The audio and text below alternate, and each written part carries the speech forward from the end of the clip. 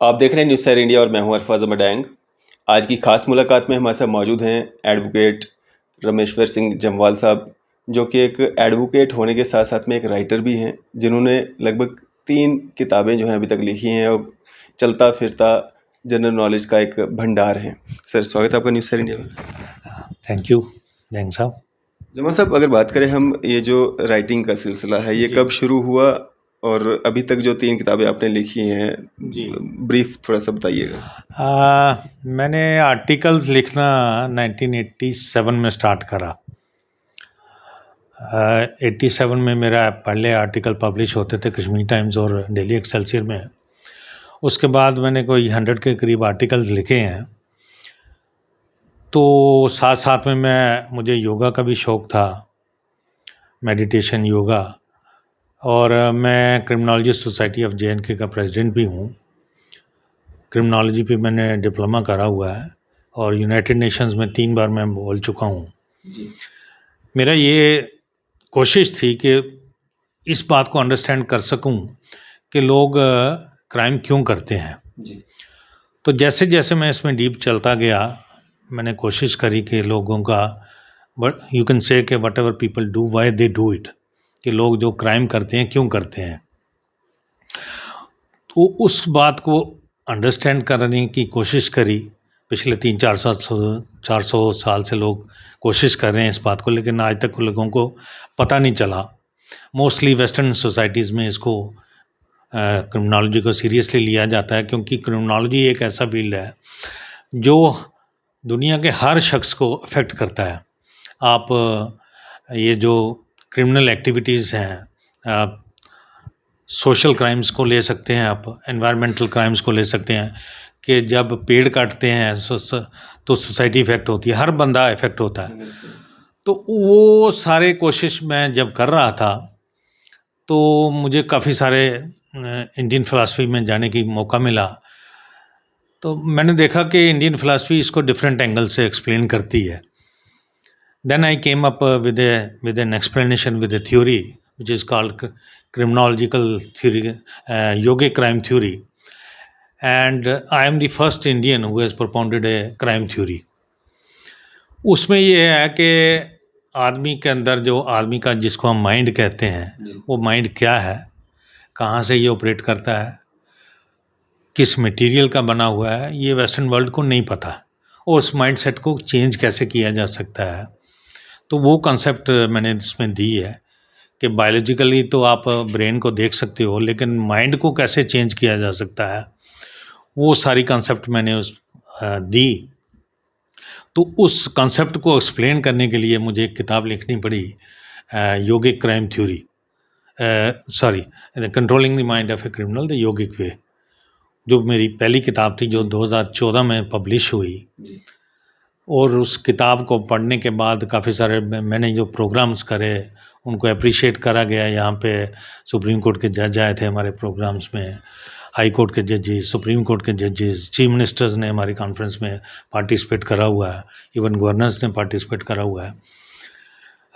And I have spoken in 3 United nation conferences where I have addressed more than 161 countries के representative थे, ministers, ambassadors. तो वो एक सिलसिला चलता गया। वो जो फर्स्ट किताब लिखी, जब वो पब्लिश हुई तो लोगों ने कहा कि इस किताब की, इस कॉन्सेप्ट की एप्लीकेशन जो आप कश्मीर पे क्यों नहीं करते, कश्मीर में जो हो रहा है, कश्मीर में जो टेररिज्म हुआ, या आज ड्रग्स का बड़ा सारा इशू है कश्मीर में, बड़े यूथ इन्वॉल्व हो रहा है वहाँ पे, सोसाइटी अफेक्ट हो रही है, फैमिलीज तबाह हो रही हैं। तो सेकंड बुक मैंने जो लिखी, मिसगवर्नड कश्मीर, कि मिसगवर्नेंस का इसमें क्या रोल है, क्या मिसगवर्नेंस की वजह से जो हमारी यूटी है या हमारी अस्तवाई स्टेट जिसको हम जे.एंड.के कह सकते हैं, क्या इसका इफ़ेक्ट उस पर है मिसगवर्नेंस पार्ट से। Then I have given many instances, क्योंकि मैं गवर्नमेंट ऑफ इंडिया का भी वकील रहा हूँ, यूनियन इसका स्टेट का भी रहा हूँ, तो काफ़ी सारे इंस्टांसेस आई हैव कोटेड, और मैंने वो इंस्टांसेस के बेस पे एक I have tried to explain कि इसको कैसे रिवर्ट बैक किया जा सकता है, and if central government is interested in that और दी गवर्नर लेफ्टिनेंट गवर्नर या ये लोग चाहते हैं कि इसको हमारी यूटी के हालात को थोड़ा सा सुधारा जाए, तो इसमें इस किताब का और उस कंसेप्ट का बड़ा सारा रोल हो सकता है। देखिए, कश्मीर में एक एंगल को आज तक कोई नहीं स्टडी कर किसी ने नहीं करा कि इसमें बायोलॉजिकल एंगल भी हो सकता है।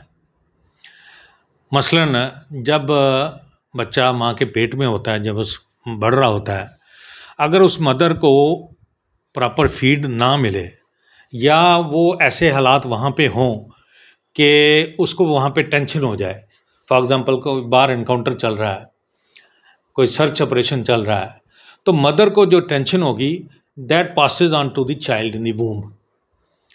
उसके बच्चे का जो कंट्रोलिंग रीजन्स है ना ब्रेन के, वो प्रॉपरली डेवलप नहीं होते जी। और जब controlling regions of the brain जो हमारा जो वायलेंट पार्ट को जो कंट्रोल करने वाला रीजन है ना ब्रेन का, वो प्रॉपरली अगर डेवलप ना हो तो बच्चा वायलेंट वहाँ पे पैदा हो सकता है।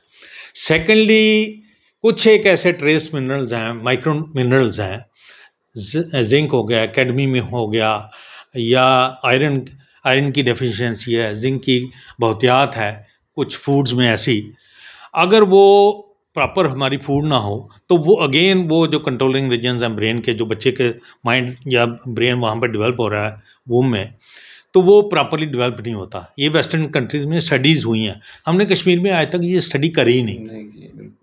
कश्मीर में हमने, चूँकि हम लोग पुराने लोग हैं, हमने देखा हुआ है कि कश्मीर में वायलेंट था ही नहीं कश्मीर की सोसाइटी में, लेकिन अल्टीमेटली क्या वजह बनी कि कश्मीर में इतना वायलेंस हो गया, फिज़िकल वायलेंस इतना हो गया, तो इस एंगल को आज तक किसी ने नहीं स्टडी करा। फिर माइंड वाली बात मैंने करी, तो ये सारी चीज़ें अगर आप स्टडी करो, इन पे रिसर्च होनी चाहिए थी, इनको स्टडी होना चाहिए था, and then you could have come with a solution for the problem of Kashmir, लेकिन ये नहीं हुआ। इसमें सर, अगर जिस तरह से आपके बुक का नाम ही मतलब गर्वंस को लेके है, तो जिस तरह से कुछ ऑफिसर्स अपनी पावर्स का मिसयूज भी करते हैं, तो क्या ये भी एक कारण है कि जो सही रास्ते पे भी चलना चाहता है वो भी कहीं ना कहीं कारणवश जो है उसको गलत रास्ते इख्तियार करने पड़ते हैं? ये मेजर रीज़न है। जो मेरी सेकंड बुक है उसमें मैंने ये लिखा हुआ है कि वही एग्जेक्टिव, वही आईएएस ऑफिसर जो मसूरी की एकेडमी से निकल के आते हैं, वो रेस्ट ऑफ इंडिया में क्यों सक्सेसफुल हो जाते हैं, यहाँ पे क्यों वो सक्सेसफुल क्यों नहीं होते? अल्टीमेटली जो गांव का आदमी है उसको यही छोटी छोटी प्रॉब्लम्स हैं, वो कोई बड़ी प्रॉब्लम लेके गवर्नमेंट के पास नहीं जाता। वो किसी की सड़क नहीं बन रही, किसी को स्कूल की प्रॉब्लम है, किसी को डिस्पेंसरी की प्रॉब्लम है, किसी को पानी की प्रॉब्लम है। जब उनको वो जो बॉडीज़ जो जिन बॉडीज़ को उसके ग्रीवेंस को रिड्रेस करना चाहिए लोकल लेवल पे, जब वो ग्रीवेंसेस रिड्रेस नहीं होंगे, अफसर उसको सेक्रेटेरिएट में घुसने नहीं देगा, मिलेगा नहीं उसको।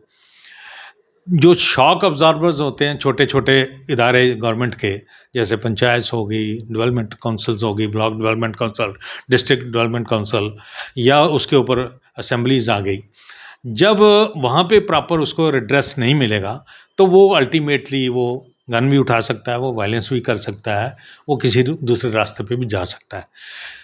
ये मैंने सेकंड बुक में लिखा है कि अनफॉर्चुनेट पार्ट हमारी स्टेट का ये रहा कि यहाँ पे जो लोकल लीडरशिप 1947 टिल टुडे जो हुई है, वो इतने विजनरी लोग नहीं थे कि इंस्टीट्यूशंस को डेवलप करते, स्ट्रेंथन करते। और जब इंस्टीट्यूशन डेवलप नहीं होंगे, लोगों के ग्रीवेंस रिड्रेस नहीं होंगे, जुडिशरी प्रॉपर नहीं फंक्शन करेगी, एग्जीक्यूटिव प्रॉपर नहीं फंक्शन करेगी, पुलिस प्रॉपरली फंक्शन नहीं करेगी, इंस्टीट्यूशन पूरे उसके पास नहीं होंगे, कोई करप्शन चेक करने वाले जो एंटी करप्शन बॉडीज़ हैं वो काम नहीं करेंगे, लोकपाल सारे रेस्ट ऑफ इंडिया में बड़ा इफ़ेक्टिवली काम कर रहा है, हमारे यहाँ पे नहीं है। जो एक यहाँ पे बड़े इंस्टीट्यूशंस वो बंद हो गए तो लोग कहाँ जाएंगे? तो ये बड़ा एक मेजर इशू ये भी है इस यूटी का, बड़े सारे ग्रीवेंसेस लोगों के जो रिड्रेस नहीं हुए और इसमें लोगों ने वायलेंस करना स्टार्ट करा। तो ये तो अभी जिस तरह से जम्मू कश्मीर में जो 5 अगस्त 2019 के बाद जो बदलाव आए हुए हैं, बहुत सारे विभाग ऐसे हैं जिनके लोग नाम तक नहीं जानते थे, अब वो विभाग भी एक्टिव हैं, काम कर रहे हैं, लोगों को पता है कि ये विभाग का क्या काम है। तो क्या कुछ बदलाव आप देख रहे हैं? लेकिन अभी भी गन अभी भी मतलब कई जगहों पे आपको देखते हैं कि किस तरह से हमारे जवान शहीद हो रहे हैं, इनकाउंटर्स हो रहे हैं। जम्मू कश्मीर के भी कुछ युवा उसमें मिलावस हैं, कैसे देखते हैं? क्या बदलाव आए हैं हमारे जे.एंड.के में?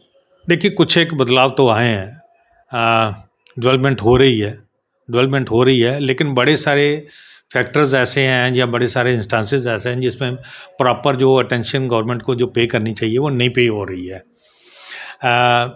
मैं कुछ एक एग्जांपल आपको दे सकता हूँ कि यूनिवर्सिटी रोड पे जम्मू यूनिवर्सिटी से लेकर विक्रम चौक तक उन्होंने एक वहाँ पे पानी काफ़ी आता था, गरीब मोहल्ला है साथ में, वहाँ पानी घुस जाता था।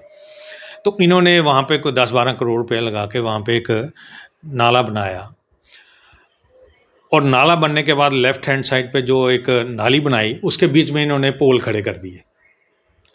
अब जो पानी पहले कम जाता था लोगों के घरों में, अब ज़्यादा जाना शुरू हो गया।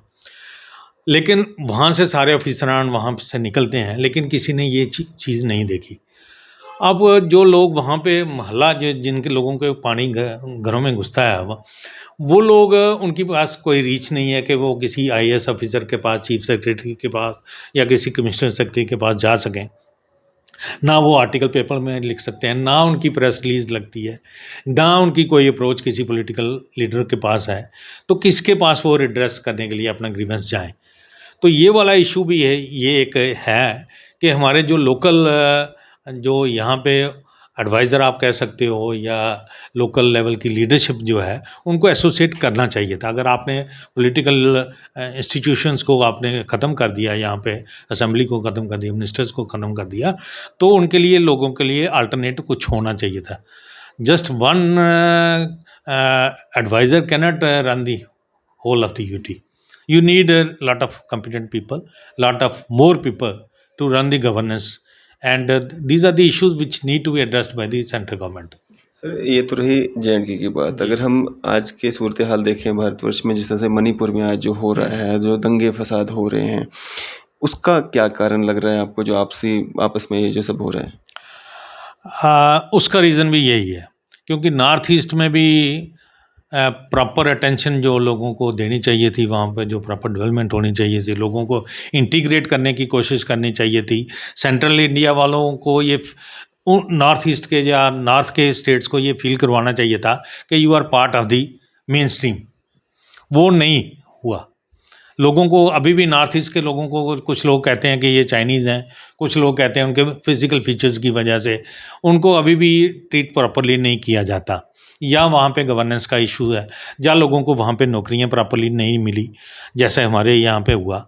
तो ये सारे के सारे इश्यूज जब कंबाइन हो जाते हैं, देन दे पीपल फील कि हमारे ग्रीवेंसेस को रिड्रेस करने के लिए एजेंसीज नहीं है, तो then the people come out on the streets, they commit violence, they do lot of other activities which are not liked by the government. But ultimately you have to govern properly if you want that people should get integrated and people should feel that they are the part of the mainstream. जी। तो ये जो संगठन होते हैं हमारे, जिस तरह से पॉलिटिकल पार्टीज़ हैं या विभिन्न तरह के संगठन हैं, ये लोग जो एक बात लेकर के लोगों के बीच में जाते हैं, इसका भी तो असर होता होगा लोगों के जहन में, दिमाग में। कोई हिंदू कर रहा है, कोई मुस्लिम कर रहा है, कोई बात रख रहा है कि ये हमारा हक है, कोई ये कह रहा है कि ये हमारे साथ ज़्यादती हो रही, तो उससे भी लोग इफेक्ट होते होंगे। वही है ना, पॉलिटिशियन जो है हमारा, इंडिया का पॉलिटिशियन जो है, वो छोटी छोटी बातों में ही अटका रहा, छोटी बातों पे एक्सप्लॉइट करता रहा लोगों के सेंटिमेंट्स को। किसी को रिलीजियस आइडेंटिटी पे किसी ने एक्सप्लॉइट करा, किसी ने रीजनल आइडेंटिटी पे एक्सप्लॉइट करा, किसी ने कास्ट फैक्टर पे एक्सप्लॉइट करा, किसी ने सब कास्ट के फैक्टर पे एक्सप्लॉइट करा। लोगों को इंसान के तौर पर नहीं देखा गया कि मैं इंसान हूँ। अल्टीमेटली मेरा और आपका जेनेटिक्स तो we have emerged from the same gene pool, ठीक है ना। तो हमारे में डिफरेंस कोई नहीं है। हमारा वे ऑफ लिविंग थोड़ा सा डिफरेंट हो सकता है, हमारा वे ऑफ वर्शिप डिफरेंट हो सकता है, but we are the products of, we are the genetic products of the same species.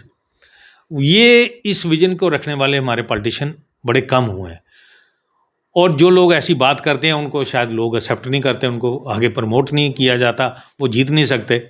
छोटी सोच वाले जो एक्सप्लॉइट करते हैं अपनी कास्ट को, अपनी सब कास्ट को, अपने रिलीजन को, वो लोग बन जाते हैं। जब ऐसे लोग बन जाते हैं तो वो लोग ना मुल्क को आगे ले जा सकते हैं, ना स्टेट को आगे ले जा सकते हैं। तो ये अनफॉर्चुनेट हमारा पार्ट रहा है। जम्वाल साहब, आने वाले समय में क्या कोई और इस तरह की बुक आगे भी आप लाना चाहेंगे?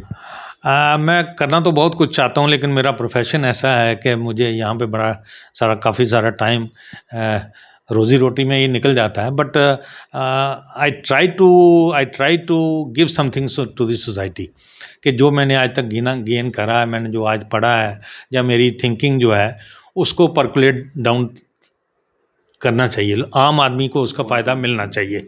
तो जितना मैं कोशिश करता हूँ, मैंने एक एनजीओ बनाई हुई है, उसमें काफ़ी सारे वकीला साहिबान हमारे साथ जुड़े हुए हैं, और भी बड़े अच्छे लोग हैं हमारे साथ जुड़े हुए हैं जो पढ़े लिखे हैं, जो चाहते हैं कि सोसाइटी को हमारे एक्सपीरियंसेस का, हमारे विजन का, हमारी सोच का फ़ायदा जो है आम आदमी को मिलना चाहिए। क्योंकि आम आदमी को ये थोड़ी दूर की बातें लगती हैं कि लोग क्राइम क्यों कमिट करते हैं, उसका जेनेटिक्स में क्या रीज़न है, जेनेटिक्स में सेल कैसे फंक्शन करते हैं, जीन कैसे फंक्शन करते हैं, उसको कैसे रेक्टिफाई किया जा सकता है, ये आम आदमी को कंसर्न नहीं।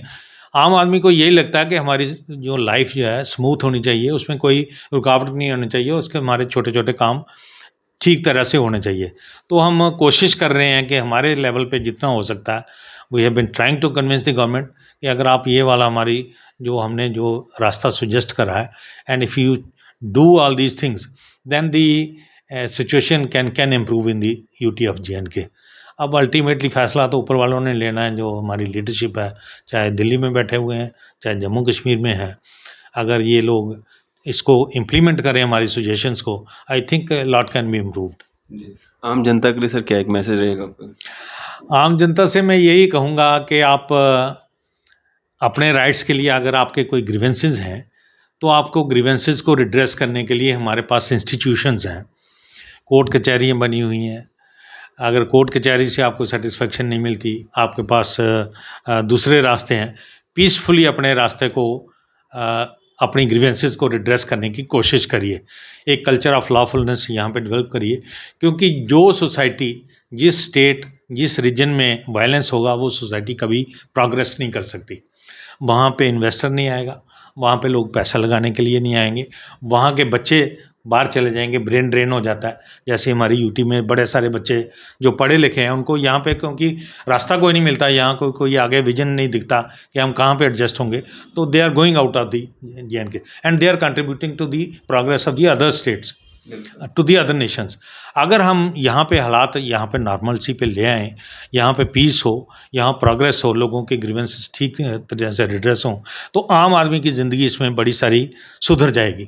सड़कें ठीक होंगी, स्कूल ठीक होंगे, बच्चों को अपने माँ बाप के पास रहने का मौका मिलेगा। और मेरे ख्याल में आम आदमी की ज़िंदगी इतनी होती है कि मेरे बच्चे, मेरी एनवायरनमेंट, मेरे पड़ोसी, मेरा गाँव, मेरा शहर ठीक तरह से चलता रहे, हर आदमी खुशी से एक दूसरे के साथ मिल के रहे और एक दूसरे को देख के खुश हो, इतनी ही बात है। बिल्कुल। चलो सर, शुक्रिया हमारे साथ बातचीत करने के लिए, अपना कीमती समय देने के लिए। थैंक यू साहब। तो ये थे हमारे साथ एडवोकेट रमेश्वर सिंह जम्वाल साहब। आपकी इस सब पे क्या राय है? अभी अपनी राय जो है ज़रूर साझा कीजिएगा। इसी तरह की मज़ीद अपडेट्स के लिए आप देखते रहें न्यूज़ 7 इंडिया। मैं अरफाज मडैंग, कैमरामैन शाहनवाज के साथ।